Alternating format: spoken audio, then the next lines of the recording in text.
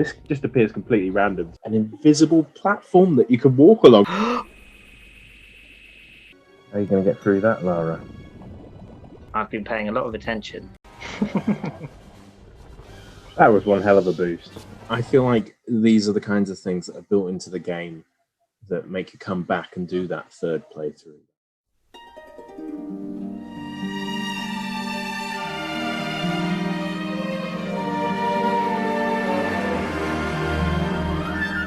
Hello, and welcome to our Tomb Raider show. Coming up, we're going to have a competition announcement. We're going to shine a spotlight on a fantastic speedrunner. And we have our question of the week, which this week is... If you recognize that noise, you know what we're going to be talking about. But first up, we're going to do a level in the Angel of Darkness DVD game, the game for everybody. And this week, what is our mission? Our mission this week is to find the last Obscura painting. I've been paying a lot of attention, so I know exactly where we picked up the other ones. Oh yeah, that's good. And what they do.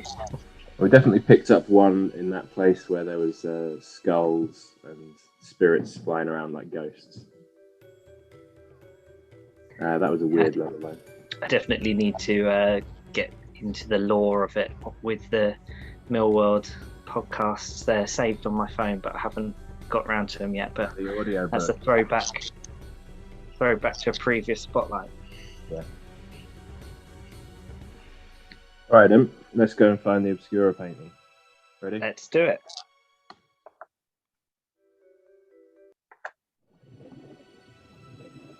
How are you going to get through that, Lara? Nice feet again. This actually looks pretty cool. Go for it, go for it. Yeah, good call.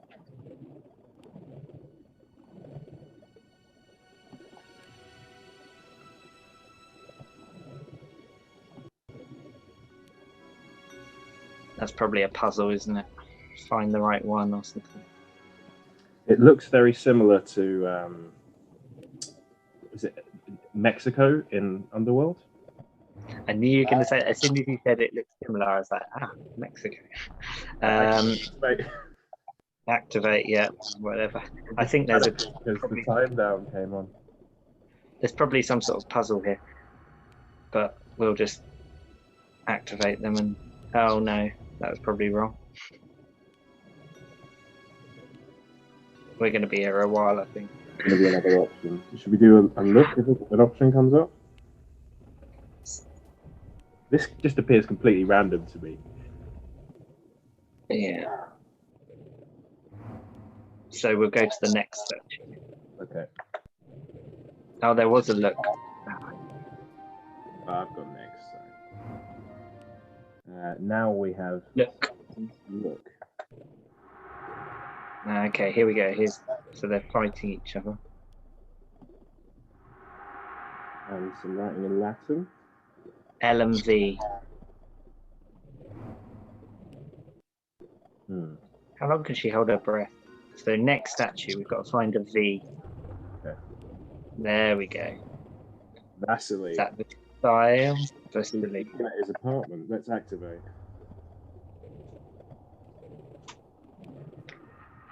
Fair, figure that out fairly quick. I mean, I'm glad we're not holding our breath while she's underwater.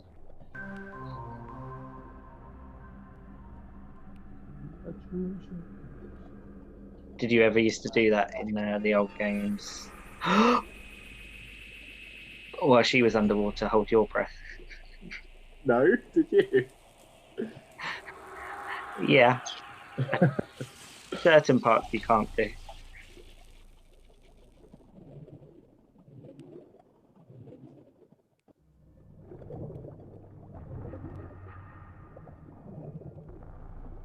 So she was holding her breath for like 3 minutes and swimming and pulling things. Lung capacity is off the scale. So she was wearing that underneath. in the backpack. Backpack.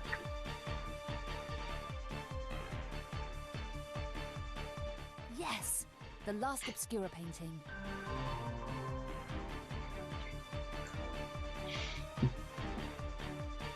Bartoli's hideout reminiscent here.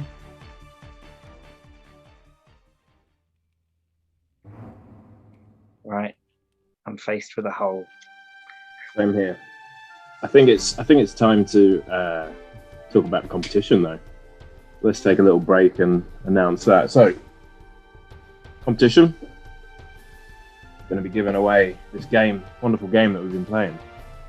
And if you want to win, all you have to do is be subscribed and leave a comment with your favorite part of the series. And that can be a moment in the game, something funny, could be a spotlight, could be a question of the week, anything you like. So, simple thing, you can't get it wrong, which we love in our quizzes, don't we? You can't get it wrong. Just be subscribed and leave a comment. And yeah, we'll pick some winners on the last episode. All right, do you want to go for it or play it safe? I want to go for it. Ready? Jump. Oh. Oh. Up, up, up.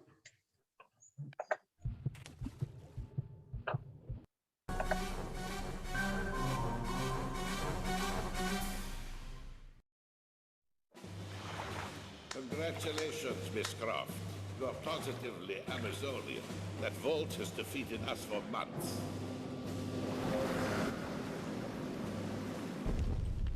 What do you want, Eckhart? I'm not interested in you or your friend, Miss Croft. Give me the painting. May both leave.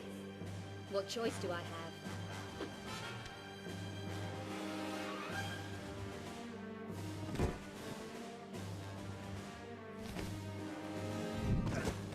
Gunderson, release Boaz.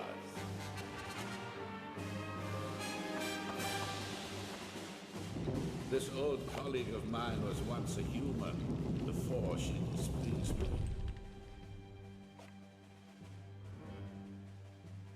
Not you, Muller, you useless piece of dross. You failed me too.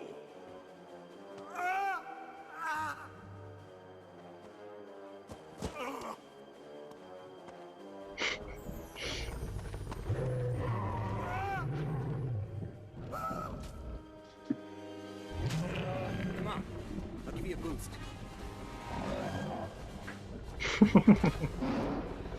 That was one hell of a boost. Curtis, quick! Here, take these two. These are your speciality, Curtis. Don't worry about Ugly here. Go on. You're wasting time. I can take care of her. Oh, hello. Gotta go for it. Where's Curtis? Yeah, let's go for it.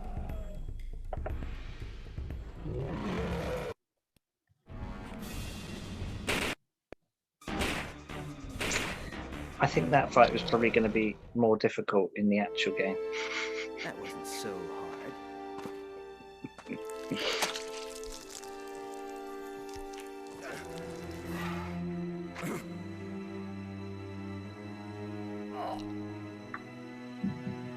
I hate to say it, but I haven't grown fond of him or anything. He's renowned as a really undeveloped character. And that's kind of how I feel about Curtis. Just meh. Definitely. Okay, that is the end of that level. 5 out of 5 points over here. Right, shall we shine a light on something, Tomb Raider? Yeah, why not?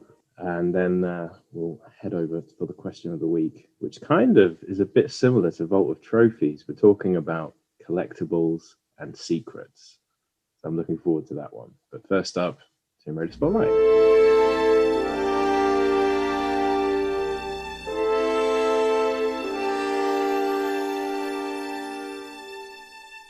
It's that time of the week where we do a spotlight on a Tomb Raider related piece of content. And this week I am letting Nick handle it. So what do you got, Nick? Well, I have been watching some speedruns of the Anniversary Legend Underworld trilogy, which I do like to watch because I think they're good ones to dip back into. And because they're quite cinematic, I think they're actually kind of easier to have on in the background than the classic series, just because they're more cinematic almost, and it's almost like watching a film. And yeah, speedrun though, so you miss the cutscenes, but that's fine. And I often have them on when I'm working. But one particular run I quite enjoy, Clove. So I recommend checking out Clove's speedrun of that trilogy of games. Just some interesting chats, discussion. I think she's streaming live while she's doing it, so there's chat with people in the comments, and it's just quite relaxing, entertaining, and she's a good runner.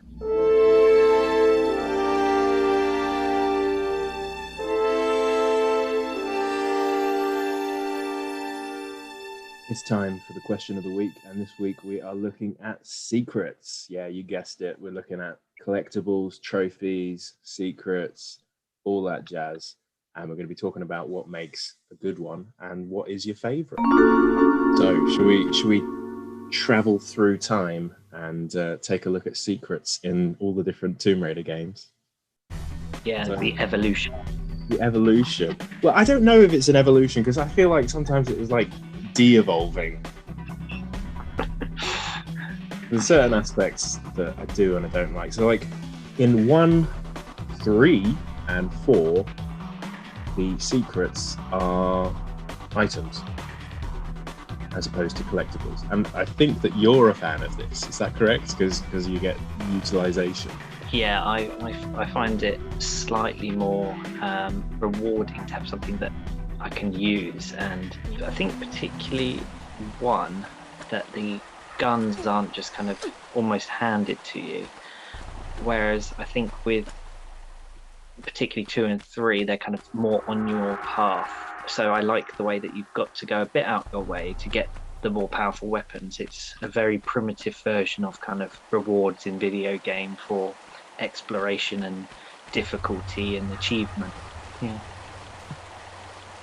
I love getting the shotgun, but in general, for me, I like the collectibles. I like the shiny things. Got that little bit of magpie Lara in me. So that's, I guess, when we're on to 2 with the dragons. I think it's bronze, silver, and jade. I feel like with those, and also with 5, where you have the gold roses, why didn't they just make them gold, silver, bronze? Everybody recognises and understands that from like Olympic medals, don't they? Colour palette. I do like the way the dragons look, and I do like how you can distinguish between them as well. I think that's really cool. That is good, and an advantage over 5. I did spend quite a lot of time on 2, particularly just on the Great Wall, because I had the game as a kid. It was, you don't have a load of games because they were expensive, and so I spent a lot of time just exploring and going around. That level's fairly easy and fun to explore, and definitely picked up all the secrets there by finding them. I know they're not super hidden, but when I think of secrets, I definitely think of the Great Wall, and particularly the one on the breaking floor above the spike pit, which you have to grab quickly because there's walls closing at you, there's boulders, spike traps. Memorable. It's a tricky one too. I think what makes it a memorable one for me, or like a rewarding experience, is yes, it's the chime, it's the sound, but it's also the exploration. I love exploration in games. It's probably my favorite thing about the Tomb Raider series. So you getting rewarded for that, it feels good, and that's why I like secrets, and that's what makes a secret good, in my opinion. They've got to be careful though to not make them obscure. If there are any secrets that are evading you, in doing research for this, I came across NTA Game Guides, and they do these fantastic walkthroughs on how to get secrets. We'll have a look at one now. As soon as you start this level, you'll get to a point where you drop off, while the floor gives away. At this point, I would recommend turning around, so you slide down backwards. This will get you set up for the next slide. Once you start sliding down, go to the far right. Once you get down to the bottom, jump to the left so you go backwards down the water. Once you go all the way down to the very bottom of the water, make sure you grab at the last, well, not grab at the last second, but just grab it. Once you've done it successfully, shimmy to the left to find your secret. This is the gold. Gold, gold, gold, gold, gold. You mentioned the last revelation. How many secrets do you reckon that game has got? Let's have a look. Does it tell us Tomb Raider the Last Revelation? No. Okay, but this one's harder because there's not like X number of levels or X number of countries. They all kind of blend into one. It's this massive overwhelm. So I wonder how they split up the secrets. I bet there's lots. I bet there's like 50 or something crazy. Go on, how many are there? 50 would be a lot. 70. You've got to have some dedication to go through all the secrets. Like is it no loads, no meds, all secrets? If you're doing those runs, you are the Don. You are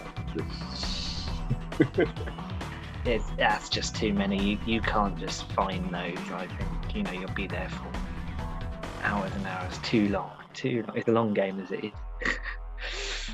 Before we move on to the LAU trilogy, I want to talk about a couple of my favourite secrets, and I think they might be ones you are into as well, because they are from St. Francis Folly, which I know is a favourite level of yours. What makes these ones good is the platforming.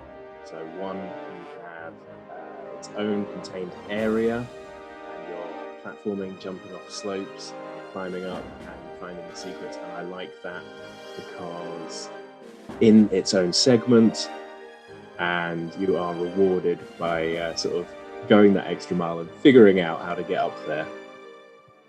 And then there is also one which is a bit trickier, which you have to grab a platform as you're sliding along. So it's like a one chance to get it, and that one's really smart and cool if you can get it. But normally, like, you would see it on your way down and think, I could get in there, but then you try and you mess it up and you just fall down or whatever. So those kind of secrets can be annoying, but I think that one's a bit special as well.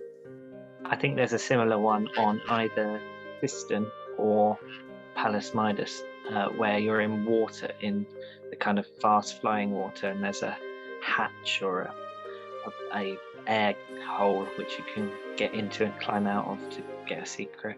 Similar in that falling slope kind of mechanic. Yeah, I guess a one-shot secret is a bit harsh, and some people might not like them. But I feel like these are the kinds of things that are built into the game that make you come back and do that third playthrough, that fourth playthrough, like the one where you're like really getting to know the depths and everything about it. Also, I'm gonna jump in right away and tell you my favorite secret, because that is from number 2, I believe, and it's this crazy bit in Ice Palace where you find this sort of side chamber. There is a wall texture which is slightly different, and you can pull it out, and then in you go, and then there's this room with an invisible platform that you could walk along all the way, and it's just kind of it's like a magical moment in Tomb Raider for me. It's a bit like in Tomb Raider 4 where you pour the magic liquid into the water and you get to walk on water. It's really cool to just find that, and it was before they had the platforms which were invisible, but you could kind of see them with the fire breathing on them in Tomb Raider 3. But it was a secret. Like they had done this amazing looking thing hidden away that most people are not going to see. This it's in a later level. It's hidden behind a wall.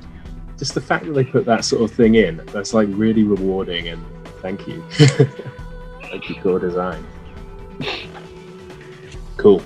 So let's move on to the LAU trilogy. Legend, I've noted down that the secrets or the collectibles are shiny and often actually quite well placed. And I do like the way they twinkle. That's special sort of to me. I think we've talked in a previous episode about how Uncharted do it very well, where you get a bracelet as like an accessory or something, and when you get close to a secret, it vibrates. So I like that because then it's not just obscurely hidden. You can kind of look around when you get near to one. The shiny bit is the kind of more primitive version of that, but definitely appreciated from me. Yeah, what's really cool about Uncharted is how every sort of secret collectible is its own little treasure and it has its own unique design. And that is something that could and should be implemented, I think, in Tomb Raider. But you get a little bit of it in Relic Run. So all the relic designs are sort of unique and they're a bit like Uncharted. So it's quite good in that game, even though it's very much an annoying mobile game where there's sort of paywalls almost to completing levels. To be honest, it's kind of like that in Tomb Raider Go, but you collect parts of an artifact throughout a series of levels, like the fire cave, and then if you get all the pieces, you get the artifact, and that's good and suits that game really well. We'll say that Go, out of all the games, is the only one where I've actually collected all the secrets. So there is something sort of moreish and wanting to do those, but it is kind of you just like, there it is, obviously. So back to Legend. This one, they actually implement what we kind of wanted in the originals, in the core design era.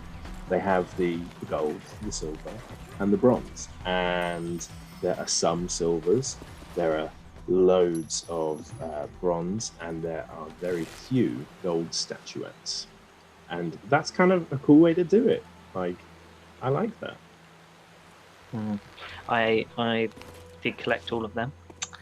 And I even went as far as to do all of the time trials on the levels, and I completed that game 100%, but didn't get anything for it because back then there wasn't real life secrets, which is trophies, but they did implement them for Underworld. But I'm jumping slightly ahead because we've got Anniversary in between. Yeah, Anniversary, it's not secrets, it's artifacts and relics. So like there's secrets, there's like I suppose you could call it collectibles, artifacts, relics, treasures. What's the best thing to call these? Depends if they're secret. If you get a physical thing, a relic. Okay, so there's a distinction there. A virtual physical thing, of course. And Underworld, the last of the LAU trilogy, that is treasures and relics. And it's kind of cool in that you get rewards, you get treasures, unlock concept art, achievements, trophies, which we just said you like, so very good. And relics heal you and increase your maximum health, so that's kind of useful. That's good. That's a good mechanic as well, because it makes it easier, but rather than just giving you a gun or ammo, which you've probably got lots of anyway, ammo particularly, that's a permanent, almost stat increase. That's possibly my best way of implementing, my favourite way they implemented it in the series. How about the reboot series? What did you like from that? What didn't you like? So the reboots have done what pretty much all modern games have done now, especially those semi-open world games where you can explore in between missions, and it is collectibles. I think game companies stick it in for the trophy to make them have a collectible trophy and make that platinum a little bit more difficult, more varied. Some people love collectibles, other people just don't see the point, particularly if you want to get that trophy and you don't care about collectibles. You're replaying stuff just to climb up a staircase that leads to a pot that you break to get a shiny thing on the floor. So I do understand the frustration of game companies putting in loads of collectibles, particularly when they're so many or so hidden that you just need a guide. you never want to make it feel like busy work. You don't want to get rid of that sense of wonder, exploration, or satisfaction. Yeah. But I think in the later series, it kind of almost merges. There's lots of things to discover. So you know, you can learn different languages, which unlocks different plinths that you can read text from, story, stat increases. So they kind of merge into just, I guess you get a bit submerged in it. Immersed, that's it. You get immersed in it, and it's not as clear cut like this is a secret, you know, you've just picked up this thing because you found it. Well done. So that's quite good that it's been built on, but it takes away a little bit from the secret Tomb Raider. So what for you makes a good secret, and what is your favourite secret then? Yes, so, well, my favourite secret, I mentioned I completed Legend Complete 100%. I also did that with Underworld, and the last trophy I got is What I Hate, a collectible trophy, but I didn't actually really mind it because I did have to use a guide for the last few, but a lot of them were quite sensible if you looked around. The levels aren't too ginormous, you can't find them, and Are they the pots? a lot of them are kick a pot, yeah. I do remember one being quite well hidden, where it was in a room where the floor was like lava or plasma or something, and you had to do some pretty tricky platforming. I say I remember it, that's about all I remember of it. I remember finding it difficult. But Master Treasure Hunter was the last trophy I got before the Platinum. That was your favourite secret collectible trophy moment in the game series? Because it made that ding Platinum noise. And you became a Master Treasure Hunter in that moment. And it was my first Platinum trophy as well, so extra special. Well, that's about it for the show this week. Remember, if you want to enter the competition, just subscribe and leave a comment saying one of your favourite moments of the series so far. Thanks for watching, and we'll see you next week for the final level.